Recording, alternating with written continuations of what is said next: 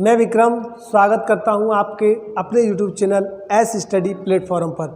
देखिए, मैंने आपको भारत का संवैधानिक विकास पहला वीडियो मैंने बताया था 1857 ईस्वी से पहले जो भारत का प्रथम स्वतंत्रता संग्राम या सैनिक विद्रोह जो भी कहा जाता है, जिसको कुछ राइटर तो विद्रोह कहते हैं और कुछ कहते हैं आपको भारतीय जो कहते हैं वो क्या कहते हैं, भारत का प्रथम स्वतंत्रता संग्राम। तो देखिए, उसके बाद क्या हुआ था कि 1857 से पहले जो एक्ट आए थे उनको चार्टर एक्ट कहा जाता था, जबकि जो 1857 के बाद जो नियम आए थे उनको अधिनियम कहा जाता था। ठीक है, तो देखिए मैंने आपको पढ़ाए थे, उससे पहले चार्टर एक्ट पढ़ा दिए थे। ठीक है, उसके बाद आगे हम चलते हैं। देखो 1857 ईस्वी का भारत स्वतंत्रता संग्राम के बाद देखिए एक ऐसी स्थिति हो गई थी कि अंग्रेज़ों के हाथ से भारत की सत्ता लगभग निकल चुकी थी, लेकिन उसको बचाने के लिए उन्होंने नए एक्ट लेकर के आए थे। और क्या किया था, जो कंपनी का शासन था, कंपनी के शासन को इनके अकॉर्डिंग इन चार्टर एक्टों के साथ समाप्त कर दिया गया।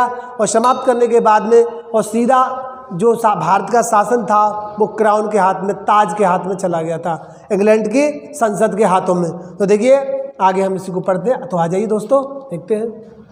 देखिए, भारत शासन अधिनियम 1858 ईस्वी में 1857 के विद्रोह के बाद जो पहला अधिनियम आया था, भारत शासन अधिनियम, अपनी पकड़ को मजबूत बनाने के लिए ब्रिटिश संसद ने जो अधिनियम लाए थे 1857 ईस्वी। इसके अकॉर्डिंग क्या क्या हुआ था, देखिए इस अधिनियम के तहत कंपनी के शासन को समाप्त कर दिया गया और भारत का संपूर्ण शासन क्राउन के हाथों में चला गया। क्राउन का मतलब ताज उस समय क्या थे, महारानी विक्टोरिया उस समय बाकी शासिका थी। ठीक है, तो क्राउन के अधीन कर दिया गया। ठीक है, मैंने बताया विक्टोरिया उस समय शासिका थी बाकी। ठीक, तो देखिए उसके बाद क्या देखिए क्या हुआ था, जो कंपनी चलाने के लिए जो संगठन बनाए गए थे, जैसे हम कहते board of control, court of director, मैंने बताया था कोर्ट ऑफ डायरेक्टर जो निवेशकों का समूह होता था। कोर्ट ऑफ डायरेक्टर का जो सदस्य होते थे 24, उनका निवेशकों का जो समूह होता है उनका क्या करते हैं, चुनाव करते थे। उनमें से एक अध्यक्ष और एक उपाध्यक्ष चुना जाता था। अध्यक्ष उसका कार्यकारी कंपनी का जिम्मेदार व्यक्ति होता था। ठीक है, तो देखिए उसके बाद क्या, कोर्ट ऑफ डायरेक्टर, जब आप बताइए कंपनी का काम ही समाप्त हो गया तो इनको सबको समाप्त कर दिया गया। ठीक है, उसके बाद संगठनों को समाप्त कर दिया गया और इसकी जगह पर एक नया पद, भारत सचिव का पद, ठीक है, ब्रिटेन में भारत सचिव का पद बनाया गया था, जो कि क्या होता था, भारत शासन को मतलब भारत से संबंधित शासन के नियमों को बनाता था। और कहने का मतलब यह है कि उसकी देखरेख में पूरा शासन भारत का चलता था। ठीक है, तो देखिए पद बनाया गया जो कि ब्रिटिश मंत्रिमंडल का एक सदस्य होता था। मैंने बताया कि जो भारत सचिव का जो पद बनाया गया था, भारत सचिव जो होता था वो ब्रिटिश मंत्रिमंडल का एक सदस्य होता था और क्या होता था, सदस्य होता था। ठीक है, और उसका काम क्या था, भारत से संबंधित शासन संबंधित निर्णय लेना। ठीक है, भारत से संबंधित क्या लेना, निर्णय लेना। ठीक है, अब क्या किया, सचिव की सहायता के लिए सचिव अकेला निर्णय नहीं लेता था। ठीक है, सचिव जो होता था वो अकेला निर्णय नहीं लेता था, उसके लिए 15 सदस्यीय टीम 15 सदस्यीय एक कार्यकारी समिति गठित की गई थी। तो इस समिति के अनुसार क्या लिया जाता, निर्णय लिया था, भारतीय परिषद की स्थापना की गई थी, कमेटी कह दीजिए आप। देखिए, और जो कमेटी हुआ करती थी, इस कमेटी का जो वेतन, जो पैसा, जो खर्चा इन पे होता था वो क्या लिया था, भारत से होम चार्जेस के रूप में लिया जाता था। किसके, होम चार्जेस, क्योंकि संसद का मानना था कि जो काम जो ये परिषद करती है वो भारत के लिए करती है, इसलिए इसका जो खर्चा, जो वेतन होगा वो सब भारत से वसूल किया जाएगा। ठीक है, तो देखिए उसके बाद क्या हुआ, सचिव का ऑफिस, मैंने बताया सचिव ऑफिस पूरा व्यय जितना होता था उसको सब भारत से वसूल किया जाता था, बाहर से वसूल किया। ठीक है बच्चों, समझ में आ रहा है आपको? ठीक है, तो देखिए फिर चलते हैं आगे और देखिएगा गवर्नर जनरल। देखिए गवर्नर जनरल का जो पद था उसे समाप्त कर दिया गया। गवर्नर जनरल का जो पद था उसे समाप्त कर दिया गया और उसकी जगह पे कौन सा पद आया, वायसराय का पद। ठीक है बच्चों, समझ में आ रहा है? तो देखिए वायसराय का पद, वायसराय का जो पद है वो क्या बना दो, गवर्नर जनरल की जगह पर बनाया गया। ठीक है, उसके बाद क्या किया कि वायसराय का जो मतलब होता है राजा का प्रतिनिधि, अर्थात ब्रिटिश संसद हुआ करती थी उसका ये प्रतिनिधि होता था। ठीक है, भारत में देख रेख में इसका सारा काम, भारत का शासन जो होता था वो बस इसी के अकॉर्डिंग चलता था। ठीक है, रूप में जाना जाने लगा। ठीक है, और वायसराय के रूप में, और भारत का जो प्रथम वायसराय था वो लॉर्ड कैनिंग। ठीक है, लॉर्ड कैनिंग। अब देखिए बच्चों, एक बार से फिर से रिकॉल कर लेते हैं। ठीक है, तो देखिएगा समझ में आ रहा है। देखिए, भारत शासन अधिनियम 1858 कंपनी के शासन को समाप्त कर दिया गया, और क्या क्या था, भारत का जो शासन था वो क्राउन के हाथों में चला गया। ठीक है, क्राउन, ताज। विक्टोरिया महारानी उस समय क्या थी, वहाँ की शासिका थी। ठीक है, और board of control, court of director, जो कंपनी को चलाने वाले संगठन थे उनको समाप्त कर दिया गया, और इसकी जगह पर क्या किया गया था बच्चों, क्या बनाया गया था, भारत सचिव का पद। जो भारत सचिव का जो पद हुआ, भारत सचिव जो होता था वो ब्रिटिश मंत्रिमंडल का एक सदस्य होता था। ठीक है, उसका देखिए, उसका काम ये था कि भारत में शासन संबंधित निर्णय लेना। ठीक है, भारत में जो शासन संबंधित निर्णय हुआ करते थे उनको लेना होता था। ठीक है, देखिए उसके बाद सचिव की सहायता, देखो सचिव अकेला निर्णय नहीं लेता था बच्चों, अकेला निर्णय नहीं लेता था, और क्या करता था कि उसके लिए 15 सदस्यीय टीम का क्या किया गया था, गठन किया गया था। ठीक है, तो ये सब जो टीम थी वो इसका निर्णय लेती थी पूरा। ठीक है, पारित यही करता था सचिव के द्वारा। अब क्या किया, सचिव के ऑफिस का व्यय, मैंने बताया जितनी 15 सदस्यीय टीम और भारत सचिव का जो पद था उसका जो व्यय होता था, जो वेतन होता था, वो सब भारत से वसूला जाता था। उसे होम चार्जेज के रूप नाम से जाना जाता है। ठीक है, होम चार्ज के नाम से जाना जाता है। ठीक, अब इस एक्ट के तहत भारत में क्या हुआ था, जो गवर्नर जनरल का जो पद था उसे समाप्त कर दिया गया, और उस पद को समाप्त करने के बाद एक नया पद बनाया गया, वायसराय। इसको वायसराय को कहते हैं बच्चों, क्या कहते हैं, वायसराय को कहते हैं राजा का प्रतिनिधि, अर्थात ब्रिटिश संसद का प्रतिनिधि होगा। ठीक है, उसके बाद अब क्या किया था, तो प्रथम जो वायसराय था उसे लॉर्ड कैनिंग के नाम से जाना जाता है। ठीक है, अब बच्चों अगला 1800, तो भारत शासन अधिनियम क्या है, 1861।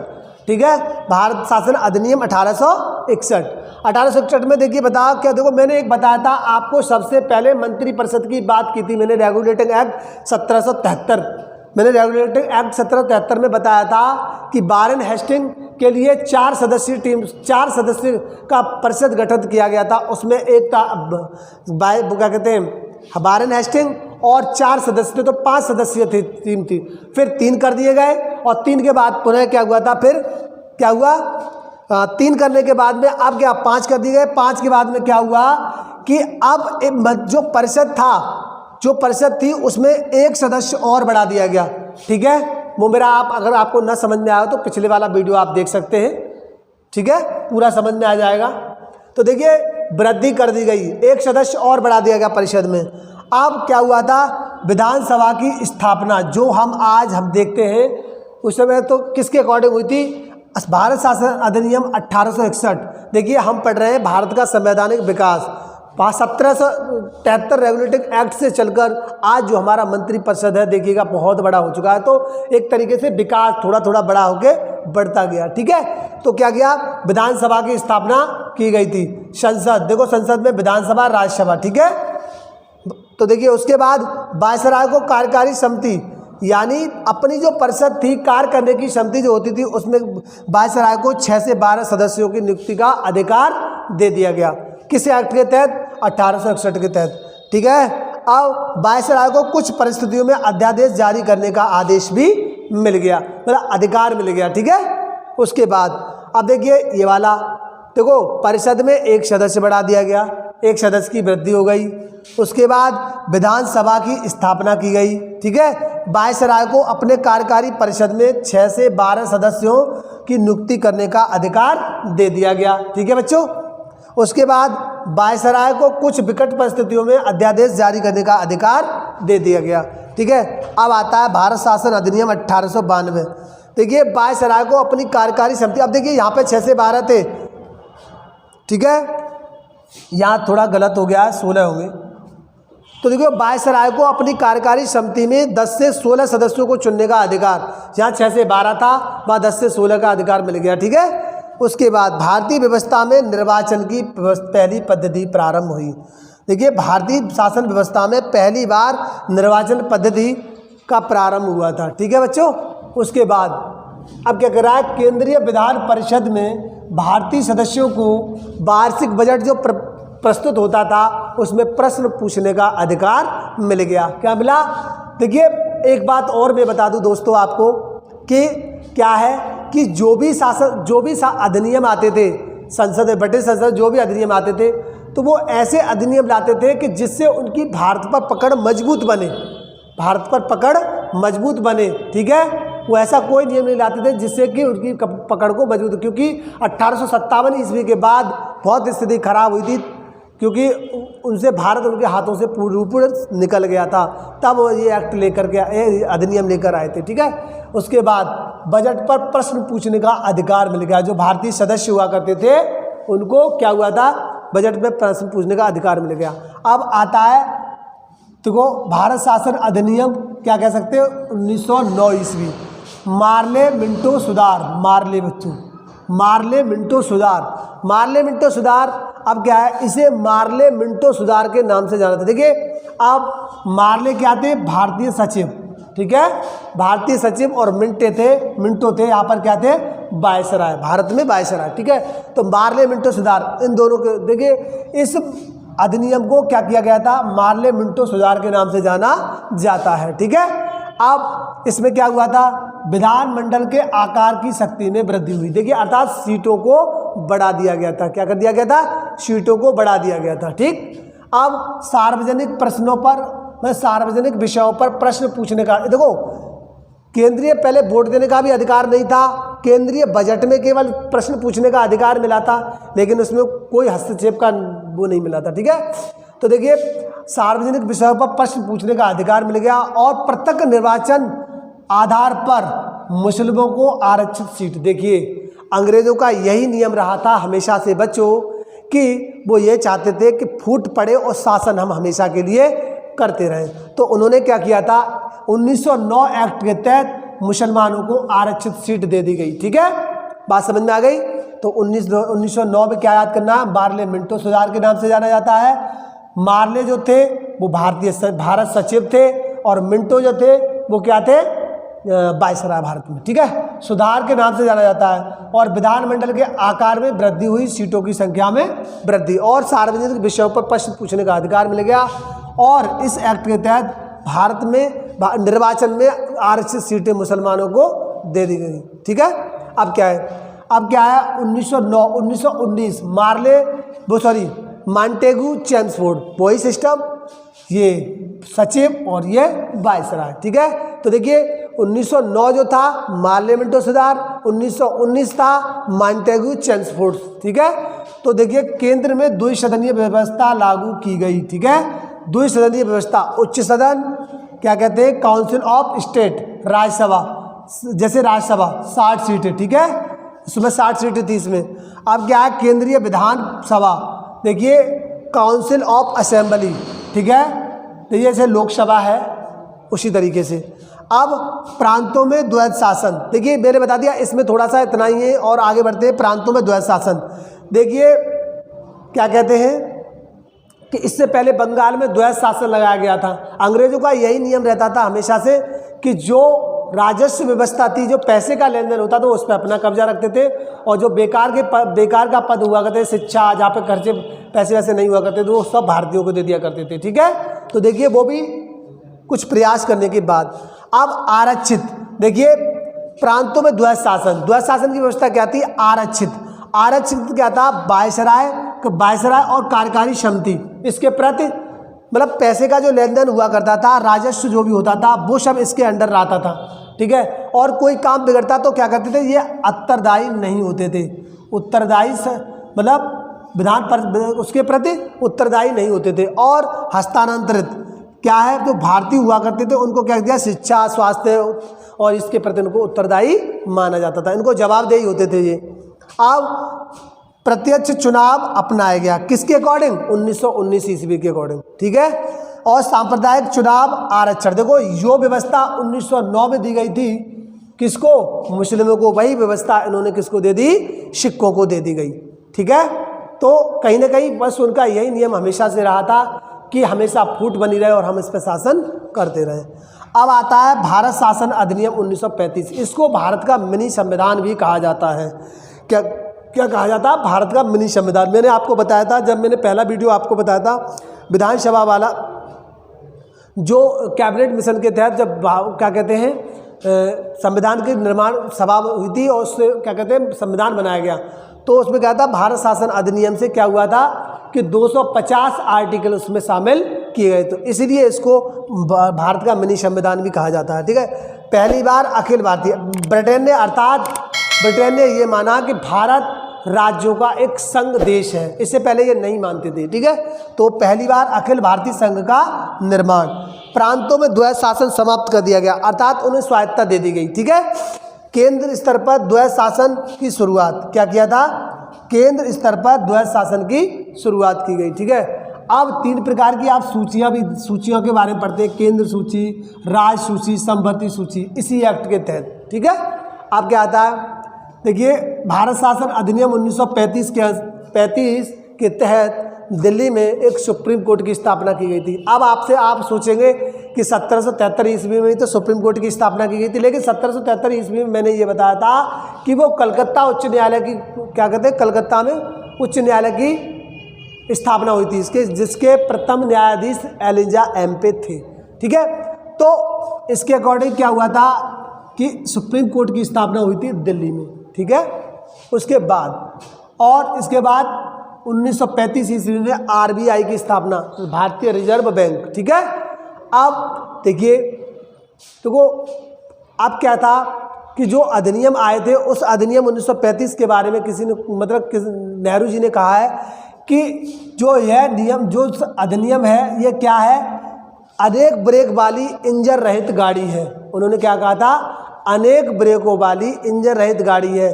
देखिए इसके ब्रेक तो बहुत सारे हैं, लेकिन इसका इंजन नहीं है। ठीक है, अब क्या कहते हैं, इसके बाद जो आया था भारत स्वतंत्रता अधिनियम 1947।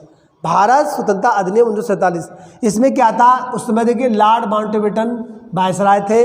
उन्होंने क्या किया था, इस देश को मतलब पूरे भारत को लॉर्ड माउंटबेटन योजना के तहत किसमें क्या कर दिया था, 2 देशों में 2 राष्ट्रों का निर्माण किया गया, भारत और पाकिस्तान। और फाइनली 14 अगस्त 1947 ईस्वी को रात के 12 बजे हमें स्वतंत्रता दे दी गई। और उसी के बाद हम 15 अगस्त को क्या मनाते हैं, स्वतंत्रता दिवस के रूप में मनाते हैं। दोस्तों देखिए एक बार से फिर से रिकॉल कर लेते हैं हम।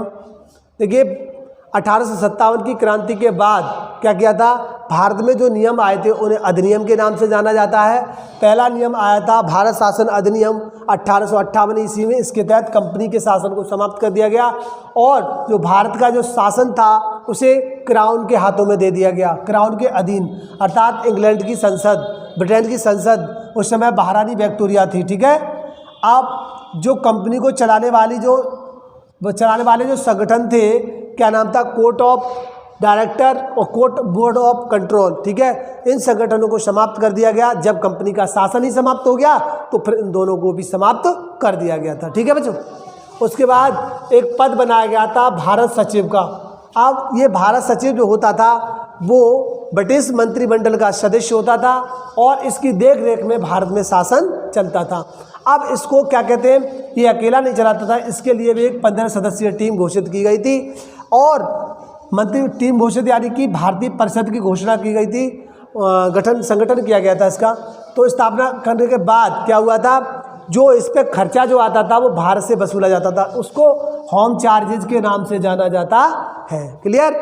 और इस एक्ट के तहत भारत में क्या हुआ था, गवर्नर जनरल का पद समाप्त कर दिया गया, उसकी जगह पे एक नया पद आया जिसे वायसराय के नाम से जाना जाता है और लॉर्ड कैनिंग प्रथम क्या था, वायसराय भारत का। ठीक है, अब 1861 ईस्वी भारत शासन अधिनियम 1861 ईस्वी क्या है, देखो मंत्रिपरिषद में एक सदस्य और जोड़ा गया। मैंने बताया था सबसे पहले 4 ठीक है, फिर 3, फिर 5, फिर 4 कर दिए गए। ठीक है, जो मैंने बताया था विधि कानूनी सलाहकार जोड़ने का, उसको वोट देने का अधिकार आगे दे दिया गया था। ठीक है, तो क्या हुआ था, जोड़ा गया। अब क्या किया, विधानसभा की स्थापना की गई, संसद, विधानसभा, राज्यसभा। ठीक है, जो संसद में आज है। तो देखिएगा वायसराय को अपने कार्यकारी परिषद में 6 से 12 सदस्य नियुक्त करने का अधिकार मिल गया। वायसराय को कुछ विकट परिस्थिति में अध्यादेश जारी करने का भी अधिकार दे दिया गया। ठीक है, 1892 ईस्वी का भारत शासन अधिनियम, वायसराय को अपनी कार्यकारी समिति में पहले 6 से 12 थे, फिर 10 से 16 सदस्य चुनने का अधिकार मिल गया। भारतीय व्यवस्था में निर्वाचन की पद्धति का प्रारंभ हुआ था। केंद्रीय परिषद, विधान परिषद सदस्यों को, यानी केंद्रीय विधान परिषद में भारतीय सदस्यों को क्या बजट पर प्रश्न पूछने का अधिकार मिल गया इस नियम के तहत, यानी कि 1892 एक्ट के तहत। 1919 ईस्वी में मार्ले मिंटो सुधार, मार्ले भारतीय सचिव और मिंटो क्या थे, वायसराय। ठीक है, तो इसे मार्ले मिंटो सुधार के नाम से जाना जाता है। विधान मंडल की आकृति में, मतलब आकार में वृद्धि हुई, सीटों की संख्या को बढ़ा दिया गया। ठीक है, सार्वजनिक विषयों पर पूछे जाने वाले प्रश्नों का अधिकार मिल गया जो जनहित में थे।